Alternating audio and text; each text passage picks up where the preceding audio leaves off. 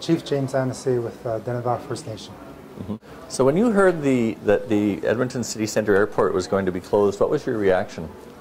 Well, my first reaction was like, it's really not a good thing for us because especially in medical transportation, we're, as it is, about 2.5 hours round trip from our community.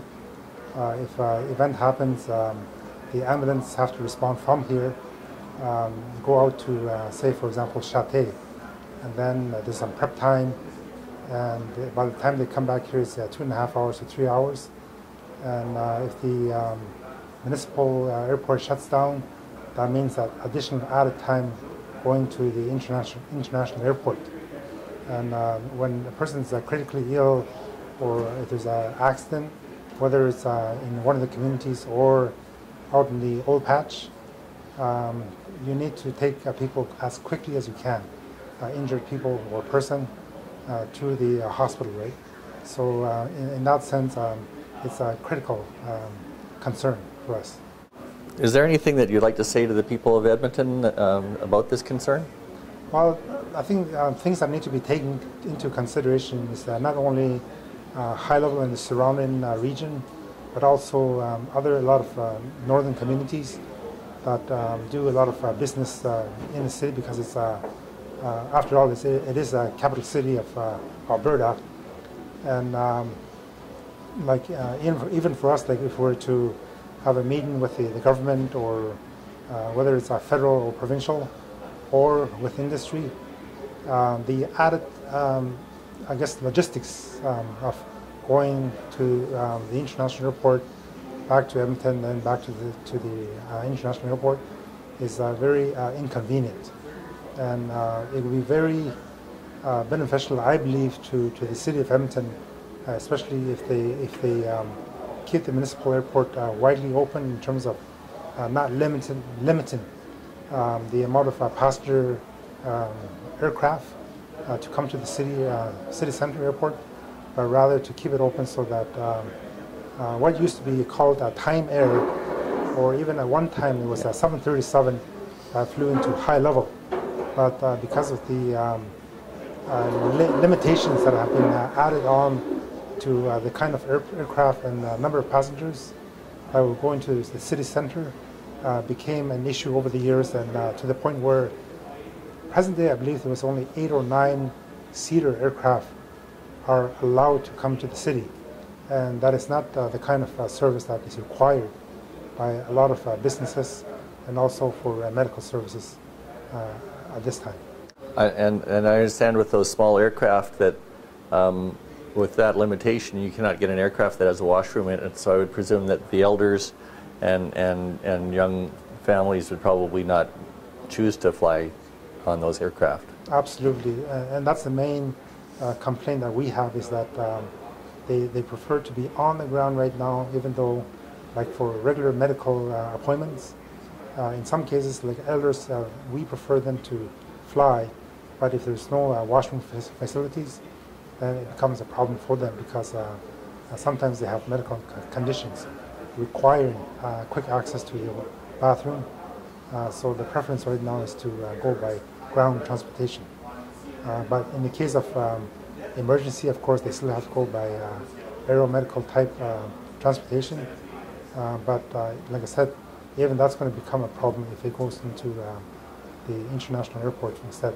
We heard from another community that the elders felt really uncomfortable going to the international airport. In a lot of cases, they're not happy going to a big city in the first place, but then to go to this big facility and so far from the city, it was very unsettling for them. Well, I can use myself as an example. Like I have been to the international airport a number of times, and as you know, even sometimes younger people like myself, I'm 53, going on 53, and I have an arthritic condition, and it takes a lot to walk, through the facilities, right? And so if you look at an elder, you could probably imagine how much more difficult it would be for them. Mm-hmm. And on top of that, they will require escorts, like traveling escorts, and that's added cost to the people. Not only difficulty for the elders, but also difficulty in making sure that there's proper amount of budget year to year. And right now, with the budgeting crunch that everybody has, it's become very difficult to manage these things. With the First Nations people in your area, are they more likely to travel to Edmonton as a destination, or to just travel through to another place? Let's say, would they be concerned about being able to transfer? Say they kept the municipal airport open or the city center airport open, would they be concerned that they cannot connect to, let's say, a holiday destination to Mexico, or are they concerned with just getting into Edmonton? The concern is really just to have quick access to Edmonton. Mm-hmm. A lot of people do still take the road access, but in times of urgent needs or emergency, right, the air by far is the best means of quick access, because sometimes you may have family that are critically ill in the hospital, and if a person wants to be by themselves, they prefer to just schedule air flight to Edmonton, and preferably to the city center. Do you think that Edmonton as a capital city is serving the needs of the North very well? Right now, no. And I say no because they're limiting the amount of passenger type planes that are coming into the city, and they're in high gear right now to shut down the municipal airport, and that's a big disservice to a lot of people. Mm-hmm. Well, I've been to other cities in the country here, and for example, Toronto, they have the international airport that is very busy, and they have smaller airports for smaller aircraft, which to me is more efficient because the more airplanes that you mix, I believe that there's a safety issue too. So if you have all these small aircraft and large aircraft eventually going to the international airport, there's also potential for safety issues arising. So we need to separate the international flights or national flights from the local regional flights.